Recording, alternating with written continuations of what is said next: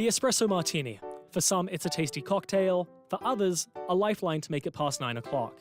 But either way, people are talking about it, or at least they're searching for it. Google searches for espresso martini in Canada hit an all-time high last December. That's according to data going all the way back to 2004. And not because of a certain pop song.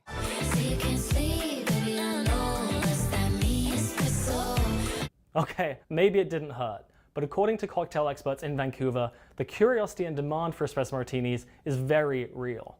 For the past 3 years, espresso martini has been on a rapid rise. On a Saturday afternoon, I've had days where I've made upwards of 60 in an afternoon. You can see it on social media, in TV shows and movies. Even if it's not on the menu, people ask for it. So what are we actually talking about here? What are the ingredients in this drink? Hi, I'm Jamie Ma. I'm a bartender here at the Fairmont Pacific Rim Lobby Lounge. Espresso martini, that we do here at the hotel is just a subtle variation of the classic recipe. Just the classic 3 ingredients. So we're using vanilla vodka, and then we make some fresh chilled espresso in the back, and then just a little bit of coffee liqueur. A little bit of ice, nice seal the tin,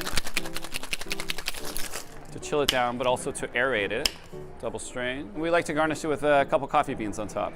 And there you are, that's the classic Fairmont Pacific Rim Lobby Lounge espresso martini. Now, Jamie says the espresso martini is a bestseller at his bar, up there with other classics, like the old-fashioned, for instance. And this is fascinating because it wasn't always popular. You know, you might get one a shift, you know, stuff like that. It was never really a popular drink. When people would order them, I'd have to run to the back and get a fresh shot of espresso because we never had anything prepped. But now, you know, over the last 5 or 6 years, you know, we've had to make so many more, and now we have bottles of espresso in every well. Now, this cocktail didn't just appear on the scene and blow up overnight. In fact, the espresso martini isn't new at all. It actually dates all the way back to the 1980s in London, England. The infamous story is that a supermodel walked into a cocktail bar and said, "I want a drink that will wake me up and mess me up." Now, specifically relative to Canada and Vancouver, is that a lot of bartenders had traveled and gone to New York. Those bartenders returned home, worked here in Vancouver, and then taught their bartenders how to make it. So the espresso martini has been around for a long time.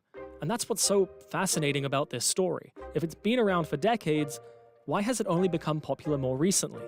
The most important part that people kind of seem to forget is it's delicious. It's a delicious cocktail. And it's something that's familiar to a younger generation as well. Like, I was not raised being able to go to Starbucks and grab a sweet coffee beverage, but the newer, younger generation is. The popularity of the espresso martini was when it went into the big bars, such as Cactus Club, Joey, and they started making them. And that kind of like really, it captures a larger audience. And then they go and they have one made with maple syrup and Michter's bourbon, you know? And so they have these like different iterations. They put carrots in it.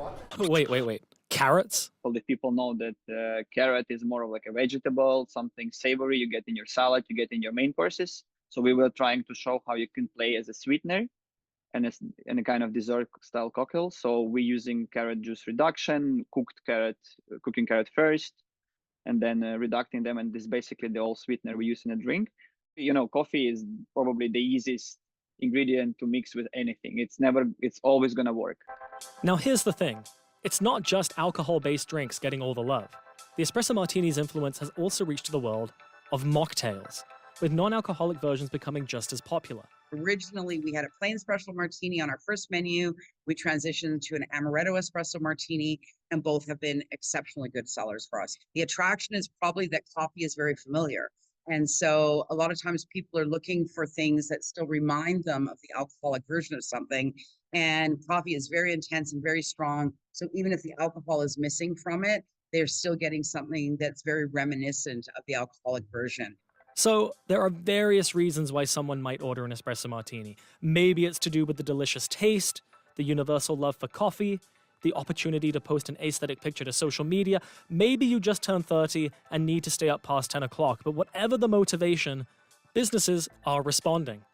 And all of it serves as proof that espresso martinis have made their way into the hearts and glasses of many. Cheers, Laurence. It's a pleasure. Thank you.